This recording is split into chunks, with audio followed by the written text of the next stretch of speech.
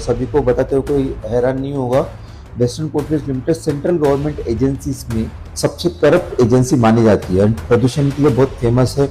Chandrapur, Yavatmal and बाकी district का पूरा पोल्यूशन का जो क्रेडिट है ये WCL को जाता है। जर्नलिस्ट और सोशल एक्टिविस्ट संजय अनपर्थी ने वेस्टर्न कोलफील्ड्स लिमिटेड के खिलाफ हाई कोर्ट में PIL फाइल की है। नमस्ते, मैं राधिका गुप्ता और आप देख रहे हैं नागपुर।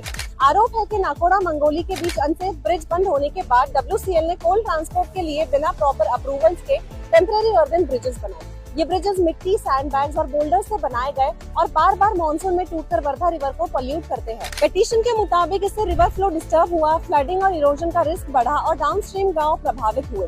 PIL में डिमांड की गई है कि इन स्ट्रक्चर्स को तुरंत हटाया जाए, परमानेंट ब्रिज बनाए जाए और महाराष्ट्र पोल्यूशन कंट्रोल बोर्ड से एनवायरमेंटल डैमेज का असेसमेंट कराया जाए। ये मैटर जल्द ही Nagpur bench of Bombay high court में सुनाया जाएगा। इसी पर हमने अंजय अनपर्थी से बात की। आइए जानते हैं पूरा मामला उनसे। वर्धा रिवर ये वर्धा, यवतमाल, चंद्रपुर एंड गढ़चिरोली डिस्ट्रिक्ट का लाइफलाइन माना जाता है। 3 साल पहले वाटर रिसोर्सेज डिपार्टमेंट जो इरिगेशन स्कैम के लिए बहुत फेमस है, उसने वेस्टर्न कोलफील्ड्स लिमिटेड को वर्धा रिवर के अंदर एक अर्दन ब्रिज कंस्ट्रक्शन करने के लिए परमिशन दिया।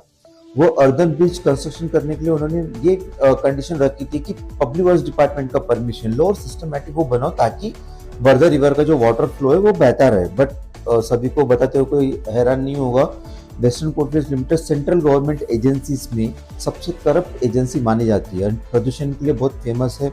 चंद्रपुर, यवतमाल एंड बाकी डिस्ट्रिक्ट का पूरा पोल्यूशन का जो क्रेडिट है ये WCL को जाता है। उन्होंने क्या किया, नदी के बीच में एम्बैंकमेंट जैसा बनाकर ब्रिज बना दिया, जिससे नदी के 2 पार्ट हो गए। मीन्स इधर का पानी उधर नहीं बहता, उस तरह से उन्होंने कर दिया था एंड वो चलता रहा। फिर उनको मैंडेटरी था कि मॉनसून से पहले समर में वो ब्रिज निकाल देना ताकि बारिश अगर आएंगी तो बह ना जाए और ज्यादा पोल्यूशन ना हो।